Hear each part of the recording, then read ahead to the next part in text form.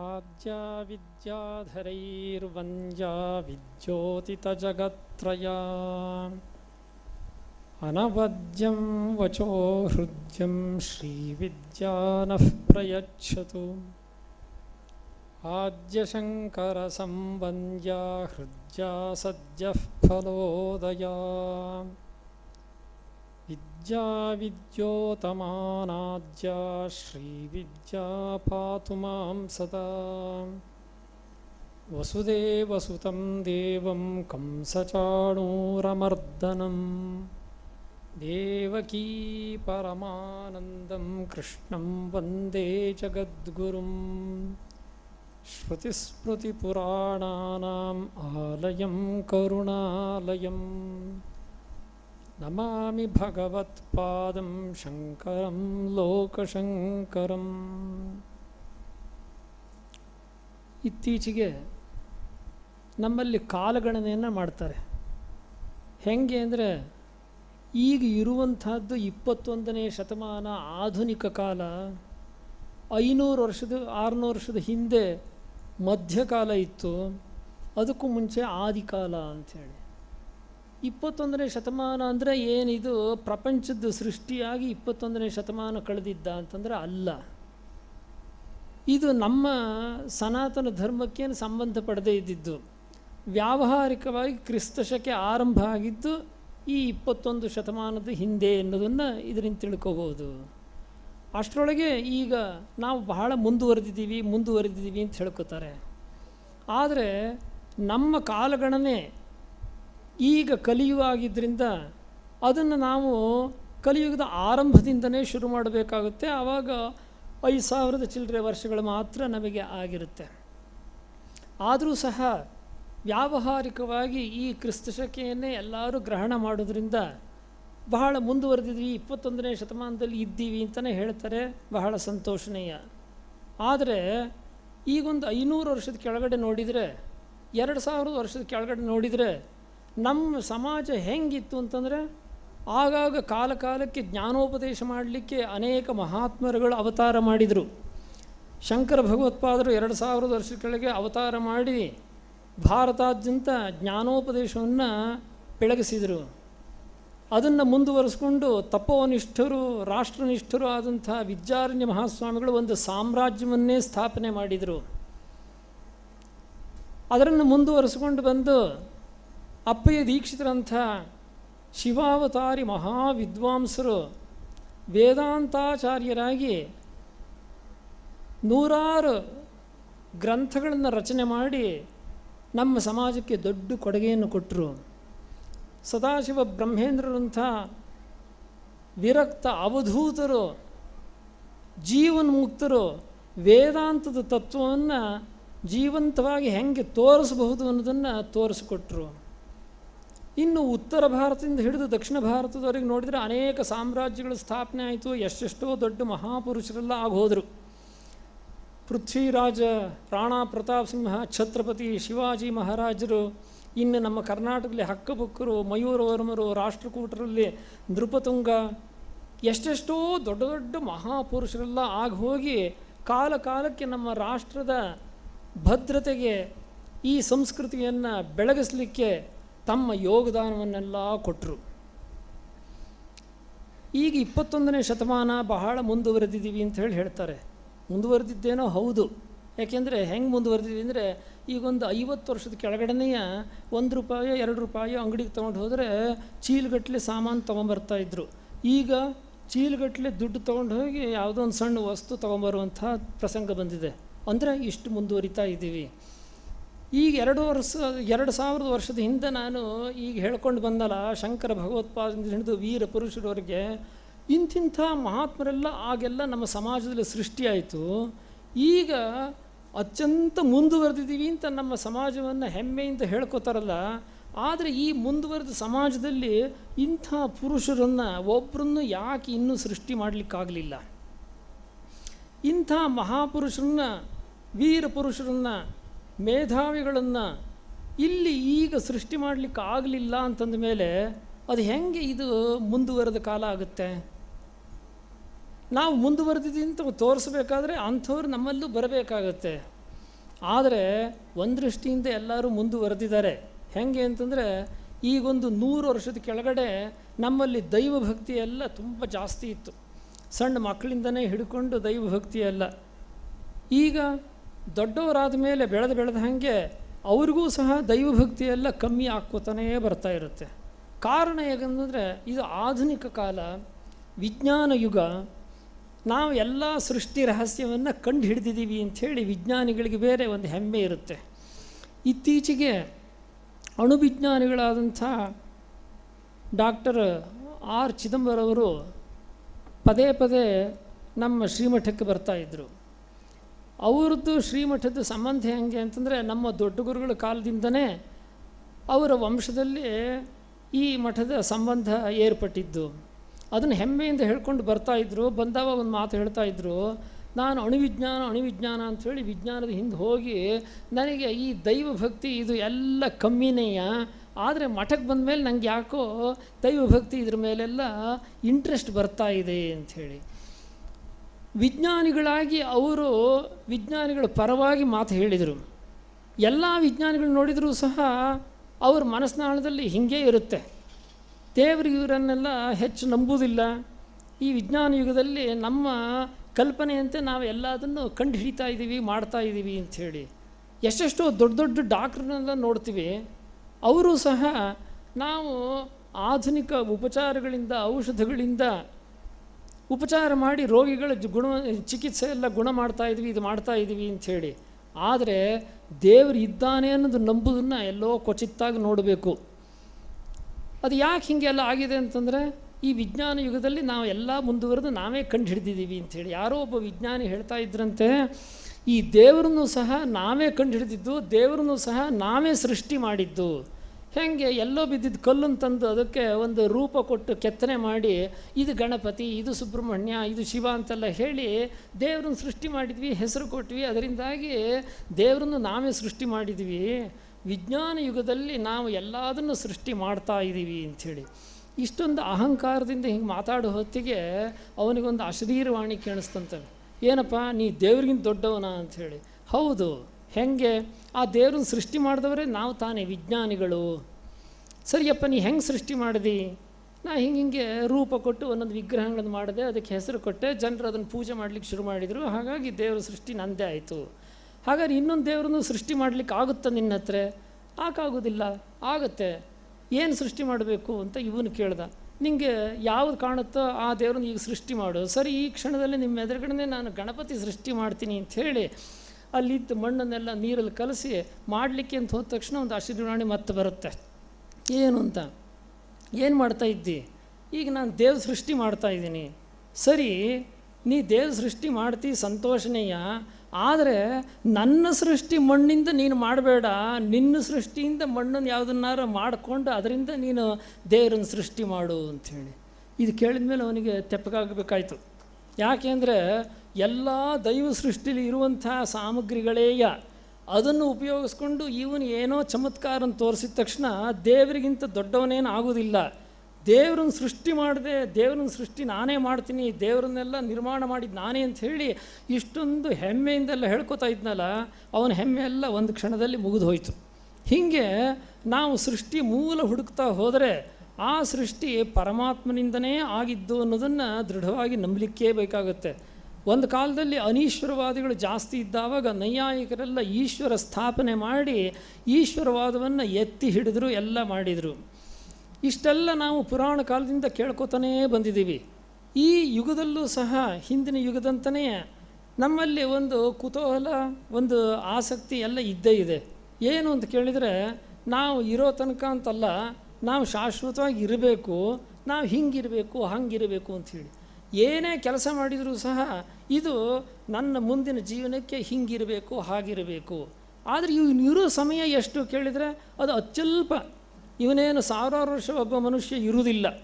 ಇವನಿರೋದು 100 ವರ್ಷದೊಳಗೆ ಇವನ ಜೀವನ ಇರುತ್ತೆ. ಆದರೂ ಸಹ ತಾನು ಈ ಲೋಕದಲ್ಲಿ ಬಹಳ ಯಶಸ್ವಿಯಾಗಿ ಜೀವನ ನಡೆಸಬೇಕು, ಹೆಸರು ಗಳಿಸಬೇಕು ಅಂಥೇಳಿ ಬಹಳ ಆಸೆಪಟ್ಟು ಮುಂದುವರಿತಾನೇ ಇರ್ತಾನೆ. ಅಂದರೆ ತನ್ನ ಜೀವನ ಶಾಶ್ವತ ಅಂತ ತಿಳ್ಕೊಂಡಿರ್ತಾನೆ. ಆದರೆ ಜೀವನ ಶಾಶ್ವತ ಅಲ್ಲವೇ ಅಲ್ಲ. ಜೀವನದ ರಹಸ್ಯವನ್ನು ತಿಳ್ಕೊಂಡ ಮೇಲೆ ಅವನು ಶಾಶ್ವತ ಆಗ್ತಾನೆ. ಜೀವನ ಯಾಕೆ ಶಾಶ್ವತ ಅಲ್ಲ? ಇವನ ಆಯುಷ್ಯ ಅನ್ನೋದು ಸೀಮಿತವಾಗಿರುತ್ತೆ. ಅದು ಮುಗಿದ ನಂತರ ಇವನು ಹೋಗಲೇಬೇಕು, ಮತ್ತೆ ಮತ್ತೆ ಹುಟ್ಟಲೇಬೇಕು, ಮತ್ತೆ ಹುಟ್ಟಿ ಈ ಕರ್ಮಫಲವನ್ನು ಅನುಭವಿಸ್ತಾನೇ ಇರಬೇಕು. ಇದನ್ನು ನಮ್ಮ ವೇದ ಉಪನಿಷತ್ತು ಸಹ ಹೇಳುತ್ತೆ. ಪುಣ್ಯದಿಂದಾಗಲಿ ಅಥವಾ ಕರ್ಮದಿಂದಾಗಲಿ ಲೋಕಗಳನ್ನು ನಾವು ಸಂಪಾದನೆ ಮಾಡಿದರೆ ಆ ಕರ್ಮ ಫಲಗಳು ಕಮ್ಮಿ ಆದಮೇಲೆ, ಪುಣ್ಯಗಳು ಕಮ್ಮಿ ಆದಮೇಲೆ ಏನಾಗುತ್ತೆ? ಕ್ಷೀಣೆ ಪುಣ್ಯೇ ಮರ್ತ್ಯಲೋಕಂ ವಿಶಂತಿ, ಮತ್ತೆ ಈ ಭೂಲೋಕಕ್ಕೆ ಮತ್ತೆ ಬರಬೇಕು, ಮತ್ತೆ ಇಲ್ಲಿ ಜನ್ಮವನ್ನು ತಗೊಳ್ಳೇಬೇಕು ಅಂಥೇಳಿ. ಆದರೆ ಇದರಿಂದ ನಮಗೆ ವಿಮೋಚನೆಯೇ ಇಲ್ವಾ ಅಂತ ಕೇಳಿದರೆ ಇದೆ. ನಸ ಪುನರಾವರ್ತತೆ. ಯಾರು ಈ ಸೃಷ್ಟಿಯ ರಹಸ್ಯ ಪರಬ್ರಹ್ಮ ಅದರ ಬಗ್ಗೆ ತಿಳ್ಕೋತಾರೋ ಅವರು ಆ ಪರಬ್ರಹ್ಮನೇ ಆಗೋದ್ರಿಂದ ಅವರು ಮತ್ತೆ ಈ ಭೂಲೋಕಕ್ಕೆ ಸಂಸಾರಕ್ಕೆ ಬರುವುದಿಲ್ಲ ಅನ್ನೋದನ್ನು ನಮಗೆ ವೇದ ಉಪನಿಷತ್ತು ಸಹ ತಿಳಿಸುತ್ತೆ. ಅಂದಮೇಲೆ ಈ ಅಶಾಶ್ವತವಾದ ಜೀವನಕ್ಕೋಸ್ಕರ ನಾವೆಲ್ಲ ಹೋರಾಡಬಾರದು ಅನ್ನೋದು ತಾತ್ಪರ್ಯ. ಇದು ನಾವು ಯಾವುದೇ ಪುರಾಣ ಕಥೆಗಳನ್ನು ತಗೊಂಡ್ರು, ಯಾವುದೇ ಮಹಾತ್ಮರ ಸಂದೇಶ ತಗೊಂಡ್ರೂ ಇದೇ ನಮಗಿರುತ್ತೆ. ಶಂಕರ ಭಗವತ್ಪಾದರ ಪರಂಪರೆಯಲ್ಲಿ ನೃಸಿಂಹೋಪಾಸನೆಗೆ ವಿಶೇಷ ಮಹತ್ವ ಇದೆ. ಈ ನೃಸಿಂಹನ ಉಪಾಖ್ಯಾನ ನಮಗೆ ತಿಳಿಸೋದು ಏನನ್ನ ಅಂತಂದರೆ, ಯಾವ ಕಾರಣಕ್ಕೂ ಸಾವನ್ನು ತಪ್ಪಿಸ್ಕೊಳ್ಳಿಕ್ಕಾಗೋದಿಲ್ಲ. ಸುಸಂಸ್ಕಾರವಿದ್ದರೆ ಗರ್ಭದಿಂದನೇ ಆ ಸಂಸ್ಕಾರ ಸಿಕ್ಕಿದರೆ ಆತ ಹೆಂಗೆ ಉತ್ತಮ ವ್ಯಕ್ತಿ ಆಗಬಲ್ಲ ಅನ್ನೋ ಸಂದೇಶವನ್ನು ನೃಸಿಂಹನ ಕಥೆ ನಮಗೆ ತಿಳಿಸ್ಕೊಡುತ್ತೆ. ಈ ಸಾವನ್ನು ಗೆಲ್ಲಿಕ್ಕಾಗೋದಿಲ್ಲ, ಎಲ್ಲರೂ ಒಂದು ದಿವಸ ಹೋಗಲೇಬೇಕು ಅನ್ನೋದು ಶತಸಿದ್ಧವೇ.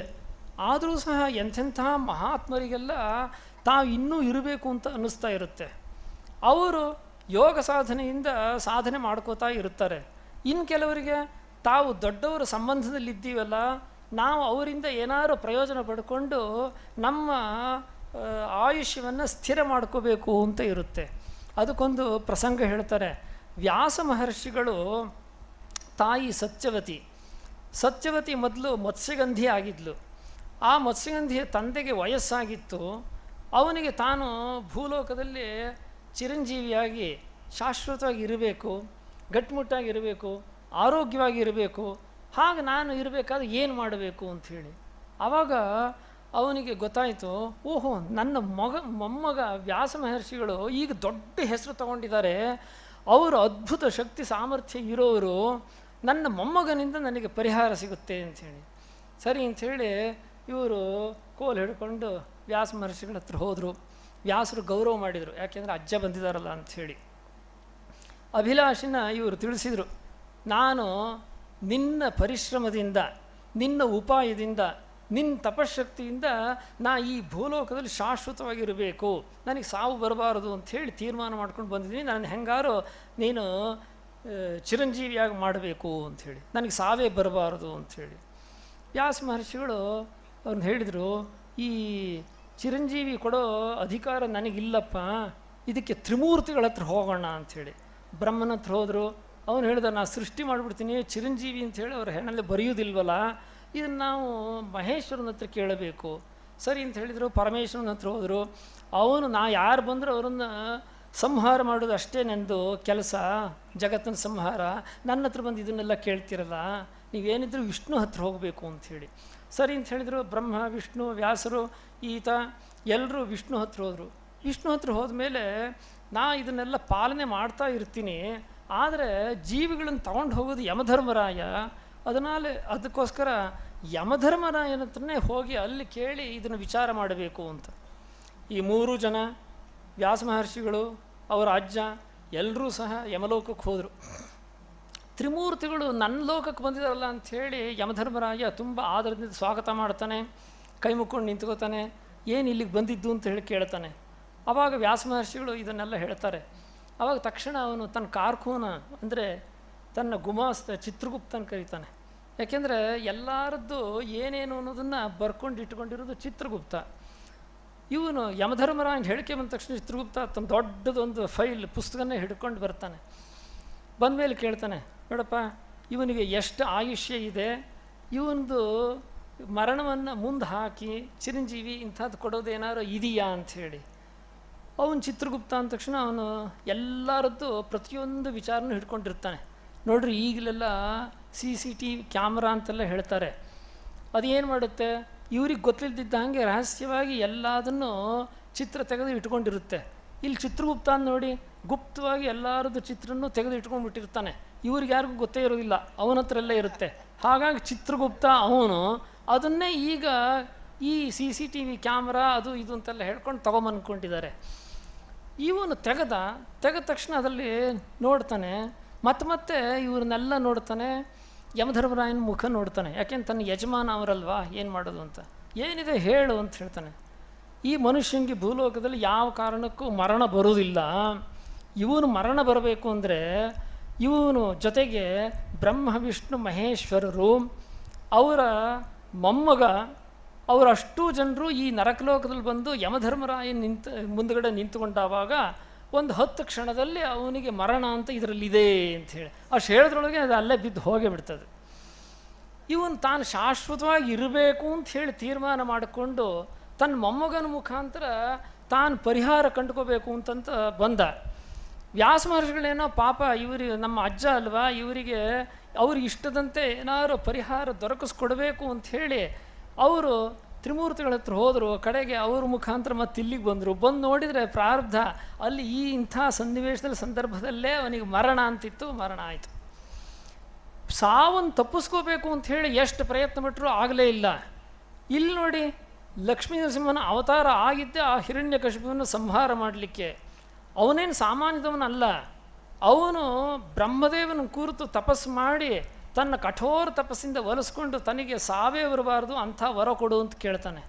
ಆದರೆ ಬ್ರಹ್ಮದೇವ ಹೇಳ್ತಾನೆ, ಈ ಸೃಷ್ಟಿಯಲ್ಲಿ ಹುಟ್ಟಿದವರು ಎಲ್ಲರೂ ಸಹ ಸಾಯಲೇಬೇಕು, ಜಾತಸ್ಯ ಮರಣಂ ಧ್ರುವಂ, ಹಾಗಾಗಿ ಅದೊಂದು ಕೊಡಲಿಕ್ಕಾಗೋದಿಲ್ಲ, ಬೇರೆ ಏನು ಬೇಕಾದ್ರೂ ಕೇಳು ಅಂಥೇಳಿ. ಆದರೆ ಅವನು ಬುದ್ಧಿವಂತ, ಅದಕ್ಕೆ ಅವನು ಬುದ್ಧಿವಂತಿಕೆಯಿಂದನೇ ವರ ಕೇಳ್ತಾನೆ. ನನಗೆ ಮನುಷ್ಯರಿಂದಾಗಲಿ ದೇವತೆಗಳಿಂದಾಗಲಿ ಪ್ರಾಣಿಗಳಿಂದಾಗಲಿ ಬೇರೆ ಯಾವುದೇ ಜಂತುಗಳಿಂದ ನನಗೆ ಮರಣ ಬರಬಾರದು. ಹಗಲಲ್ಲಾಗಲಿ ರಾತ್ರಿಯಲ್ಲಾಗಲಿ ಒಳಗಾಗಲಿ ಹೊರಗಾಗಲಿ ಎಲ್ಲೂ ನನಗೆ ಮರಣ ಬರಬಾರ್ದು. ಯಾವುದೇ ಆಯುಧದಿಂದ ಲೋಹದಿಂದ ಕಲ್ಲಿಂದ ಶಸ್ತ್ರದಿಂದ ನನಗೆ ಮರಣ ಬರಬಾರ್ದು ಅಂಥೇಳಿ. ಆಮೇಲೆ ಹೆಮ್ಮೆಯಿಂದ ಅವನು ತನ್ನ ಬಗ್ಗೆ ಗರ್ವ ಪಡ್ತಿರ್ತಾನೆ. ನನಗಿನ್ನು ಮರಣವೇ ಬರೋದಿಲ್ಲ, ಯಾವುದರಿಂದ ಮರಣ ಬರುತ್ತೋ ಅದೆಲ್ಲ ನನಗೀಗ ಯಾವ ಭಯವನ್ನು ಹುಟ್ಟಿಸೋದಿಲ್ವಲ್ಲ ಅಂಥೇಳಿ. ಆದರೆ ಅವನ ಪಾಪ ಮಿತಿಮೀರಿದವಾಗ ಲಕ್ಷ್ಮೀ ನರಸಿಂಹನ ಅವತಾರ ಆಗುತ್ತೆ. ಆ ಅವತಾರದ ಹೆಂಗೆ, ಅವನ ವರದ ಅನುಗುಣವಾಗಿಯೇ ಅವತಾರ ಆಗುತ್ತೆ. ಅತ್ಲಗೆ ಮನುಷ್ಯ ಶರೀರವೂ ಅಲ್ಲ, ಇತ್ಲಗೆ ಪ್ರಾಣಿಯೂ ಅಲ್ಲ, ನರ ಸಿಂಹ. ಇವನು ಹುಟ್ಟಿದವಾಗ ಸಾಯಂಕಾಲ ಆಗಿತ್ತು, ಅದು ಬೆಳಗ್ಗೂ ಅಲ್ಲ, ಇದು ರಾತ್ರಿಯೂ ಅಲ್ಲ, ಸಂಧ್ಯಾಕಾಲ. ಒಳಗೂ ಅಲ್ಲ ಹೊರಗೂ ಅಲ್ಲ, ಹೊಸ್ಲು ಮೇಲೆ, ಮೇಲೂ ಅಲ್ಲ ಕೆಳಗೂ ಅಲ್ಲ, ತನ್ನ ತೊಡೆ ಮೇಲೆ. ಯಾವುದೇ ಲೋಹ ಅಲ್ಲ, ಕಲ್ಲಲ್ಲ, ಯಾವ ಶಸ್ತ್ರವೂ ಅಲ್ಲ. ನರಸಿಂಹಸ್ವಾಮಿಯ ವಜ್ರ ನಖ ಉಗುರು, ಇದರಿಂದನೇ ಅವನು ಸೀಳಿ ಆ ಹಿರಣ್ಯಕಶಿಪುವನ್ನು ಸಂಹಾರ ಮಾಡ್ತಾನೆ. ತಾನು ಸಾವನ್ನು ಗೆದ್ದು ಬಿಟ್ಟಿದ್ದೀನಿ ಉಪಾಯದಿಂದ ಅಂಥೇಳಿ ತಿಳ್ಕೊಂಡಿದ್ದ. ಆದರೆ ಈ ಸಾವನ್ನು ಮಾತ್ರ ತಪ್ಪಿಸ್ಕೊಳ್ಳಿಕ್ಕಾಗಲೇ ಇಲ್ಲ. ಜಾತಸ್ಯ ಮರಣಂ ಧ್ರುವಂ, ಇದನ್ನು ನಮ್ಮ ವೇದ ಉಪನಿಷತ್ತೆಲ್ಲ ಹೆಂಗೆ ತಿಳಿಸುತ್ತೋ ಅದನ್ನು ನಮಗೆ ನರಸಿಂಹಸ್ವಾಮಿಯ ಈ ಪ್ರಸಂಗ ಕೂಡ ತಿಳಿಸ್ತು.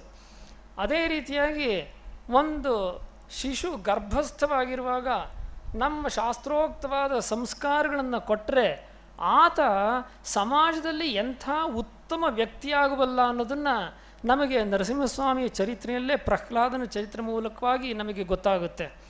ಹೀಗೆ ಒಂದೊಂದು ಪ್ರಸಂಗವನ್ನು ಸಹ ನಮಗೆ ನಮ್ಮ ಪುರಾಣ ಇತಿಹಾಸ ಗ್ರಂಥಗಳು ವೇದ ಉಪನಿಷತ್ತುಗಳೆಲ್ಲ ಸಾಂದರ್ಭಿಕವಾಗಿ ತಿಳಿಸ್ಕೊಂಡು ಬರ್ತಾನೇ ಇರುತ್ತೆ. ಈ ಸಂದರ್ಭದಲ್ಲಿ ಲಕ್ಷ್ಮೀ ನರಸಿಂಹನ ಸ್ಮರಣೆ ಮಾಡಿದ್ದೇನು ಉದ್ದೇಶ ಅಂದರೆ, ಈ ಹರಿಹರಪುರ ಕ್ಷೇತ್ರದ ಆದಿ ಶಂಕರಾಚಾರ್ಯ ಲಕ್ಷ್ಮೀ ನರಸಿಂಹ ಪೀಠದ ಪ್ರಧಾನ ದೇವರೇ ಲಕ್ಷ್ಮೀ ನರಸಿಂಹರು. ಶಕಟಪುರದ ಶ್ರೀವಿದ್ಯಾಪೀಠದ ಪ್ರಧಾನ ದೇವರೂ ಸಹ ಲಕ್ಷ್ಮೀ ನರಸಿಂಹಸ್ವಾಮಿನೇ. ಮೊದಲು ಲಕ್ಷ್ಮೀ ನರಸಿಂಹಸ್ವಾಮಿಯ ಪ್ರತಿಷ್ಠೆ ನಮ್ಮಲ್ಲಿ ಆದಮೇಲೆ ಮುಂದೆ ಒಂದು 12 ವರ್ಷ 15 ವರ್ಷದ ನಂತರ ಇಲ್ಲಿ ಲಕ್ಷ್ಮೀ ನರಸಿಂಹನ ಪ್ರತಿಷ್ಠಾಪನೆ ಇಲ್ಲಿ ನಡೀತು.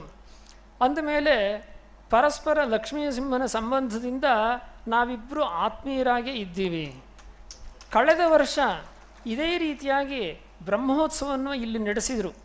ಆ ಸಂದರ್ಭದಲ್ಲಿ ಈ ಬ್ರಹ್ಮೋತ್ಸವಕ್ಕೆ ಬರಬೇಕು ಅಂಥೇಳಿ ನನಗೆ ಆಹ್ವಾನ ಮಾಡಿದರು. ಆ ಆಹ್ವಾನವನ್ನು ಲಕ್ಷ್ಮೀನರಸಿಂಹಸ್ವಾಮಿ ನನಗೆ ಈ ವರ್ಷ ವಿಶ್ವಾವಸು ಸಂವತ್ಸರದಲ್ಲಿ ಪೂರ್ಣ ಮಾಡಲಿಕ್ಕೆ ಅವಕಾಶ ಕೊಟ್ಟಿದ್ದಾನೆ. ಅಂದರೆ ಈ ವಿಶ್ವಾಸವನ್ನು ಬೆಳೆಸಬೇಕು ಅಂಥೇಳಿ. ನಾ ಕಡೆ ಸರಿ ಬಂದಿದ್ದರೆ ಅದು ಕ್ರೋಧಿ ಸಂವತ್ಸರ ಆಗ್ತಾಯಿತ್ತು. ಹಾಗಾಗಿ ಲಕ್ಷ್ಮೀನರಸಿಂಹನ ಅನುಗ್ರಹ ಈ ವಿಶ್ವಾವಸು ಸಂವತ್ಸರಕ್ಕೆ ನನಗೆ ಆಗಿದೆ. ಕಳೆದ ವರ್ಷದ ಅವರ ಆಶೆ ಈ ವರ್ಷದಲ್ಲಿ ನನಗೆ ಲಕ್ಷ್ಮೀನರಸಿಂಹಸ್ವಾಮಿ ಪೂರ್ಣ ಮಾಡುವಂಥ ಅವಕಾಶ ಕೊಟ್ಟಿದ್ದಾನೆ. ಈ ಬ್ರಹ್ಮೋತ್ಸವಕ್ಕೆ ಬಂದಾವಾಗ ಲಕ್ಷ್ಮೀನರಸಿಂಹನ ದರ್ಶನ ಮತ್ತು ಆ ಉಪಾಸನೆ ಮಾಡುವಂಥ ಆದಿಶಂಕರಾಚಾರ್ಯ ಶಾರದಾ ಲಕ್ಷ್ಮೀನರಸಿಂಹಸ್ವಾಮಿ ಪೀಠಾಧಿಪತಿಗಳಾದಂಥ ಶ್ರೀಗಳವರ ಸಂಬಂಧ ಇದು ಮತ್ತೊಮ್ಮೆ ನನಗೆ ದೃಢವಾಗ್ತಾ ಇದೆ. ಅಷ್ಟು ಮಾತ್ರ ಅಲ್ಲದೆ ನವಂ ನವಂ ಪ್ರೀತಿ ರಹೋ ಕರೋತಿ ಅಂದ ಹಾಗೆ ಪ್ರೀತಿ ಅನ್ನೋದು ಹೊಸದಾಗಿ ಏನೇನಾರು ಒಂದನ್ನು ನಿರ್ಮಾಣ ಮಾಡ್ತಾನೇ ಇರುತ್ತಂತೆ. ಅದರದ್ದು ಪ್ರತ್ಯಕ್ಷ ಉದಾಹರಣೆ ಅಂತಂದರೆ ಕೇರಳದಿಂದ ಕಾಸರಗೋಡಿಂದ ಬರುವಂಥ ಈ ಯತಿವರೇಣ್ಯರ ಸಮಾಗಮ. ಇದು ಹೇಗೆ ಅಂತಂದರೆ ಇವ್ರಿಗೂ ನಮಗೂ ಇರುವಂಥ ಸಂಬಂಧ ಇನ್ನೊಬ್ಬರನ್ನ ಈ ಮಧ್ಯದಲ್ಲಿ ಪರಿಚಯ ಮಾಡಿಕೊಟ್ಟು ದೃಢ ಮಾಡಿಕೊಡ್ಲಿಕ್ಕೆ ತಂದುಕೊಟ್ಟಿದ್ದಾರೆ ಅಂಥೇಳಿ ನನಗೆ ಕಾಣಿಸುತ್ತೆ. ಹೀಗೆ ಇಲ್ಲಿಗೆ ಬಂದ ಮೇಲೆ ಹೊಸ ಪರಿಚಯ, ಹಳೆ ಪರಿಚಯದ ನವೀಕರಣ, ದೃಢೀಕರಣ ಎಲ್ಲ ಇಲ್ಲಿ ಆಗ್ತಾ ಇರೋದು ನನಗೆ ತುಂಬ ಸಂತೋಷ ತಂದಿದೆ. ಈ ಬ್ರಹ್ಮೋತ್ಸವದ ಶುಭ ಸಂದರ್ಭದಲ್ಲಿ ಪರಬ್ರಹ್ಮ ಸ್ವರೂಪಿಯಾದ ಲಕ್ಷ್ಮೀನರಸಿಂಹಸ್ವಾಮಿಯ ಪೂರ್ಣ ಅನುಗ್ರಹ ಎಲ್ಲ ಜನರಿಗೂ ಇದ್ದು ಅವರ ಎಲ್ಲ ವಿಧವಾದಂಥ ಮನೋರಥಗಳು ಪೂರ್ಣವಾಗಬೇಕು ಅನ್ನೋದು ನನ್ನ ಹಾರೈಕೆ. ಅದೇ ರೀತಿಯಾಗಿ ಶಾರದಾ ಲಕ್ಷ್ಮೀನರಸಿಂಹ ಪೀಠಾಧಿಪತಿಗಳು ಅನೇಕ ಸಮಾಜೋಮುಖಿಯಾದಂಥ ಕಾರ್ಯಕ್ರಮಗಳನ್ನು ಯೋಜನೆಗಳನ್ನು ಚಿಂತನೆಯನ್ನು ಇಟ್ಟುಕೊಂಡಿದ್ದಾರೆ. ಅದೆಲ್ಲ ಕಾರ್ಯರೂಪಕ್ಕೆ ಬಂದು ನಮ್ಮ ಸಮಾಜಕ್ಕೆ ಅದರಿಂದ ಸ್ಥಿರವಾದ ಲಾಭ ಸಿಗಬೇಕು. ಅಂಥ ಲಾಭ ಸಿಗಬೇಕು ಅಂತಂದರೆ ಎಲ್ಲರ ಸಹಕಾರವೂ ಇರಬೇಕು. ಅಂಥ ಸಹಕಾರ ಎಲ್ಲರದ್ದು ಇರುತ್ತೆ ಅನ್ನೋದು ನನ್ನ ನಂಬಿಕೆ. ನನ್ನ ಶ್ರೀಮಠದ ಪರಿಪೂರ್ಣ ಸಹಕಾರ ಅವ್ರ ಜೊತೆಗೆ ಯಾವಾಗಲೂ ಇದೆ. ಆದ್ದರಿಂದ ಅವರ ಯೋಜನೆಯಂತೆ ಈ ಸಮಾಜ ಮುಖಿಯಾದಂಥ, ಸಮಾಜವನ್ನು ಉದ್ಧಾರ ಮಾಡುವಂಥ, ಸಮಾಜಕ್ಕೆ ಹಿತವನ್ನು ಮಾಡುವಂಥ ಏನೇನು ಯೋಜನೆಗಳನ್ನೆಲ್ಲ ಇಟ್ಕೊಂಡಿದ್ದಾರೋ ಅದನ್ನೆಲ್ಲ ಶೀಘ್ರವಾಗಿ ಕಾರ್ಯರೂಪಕ್ಕೆ ತರಲಿ, ಅದರಿಂದ ಸಮಾಜಕ್ಕೆ ಬಹಳ ಉಪಯೋಗ ಆಗಲಿ ಅನ್ನೋ ನನ್ನ ಅಭಿಲಾಷೆಯನ್ನು ತಿಳಿಸ್ತಾ ಈ ಅಲ್ಪ ವಕ್ತವ್ಯಕ್ಕೆ ವಿರಾಮ ಹೇಳ್ತೀನಿ.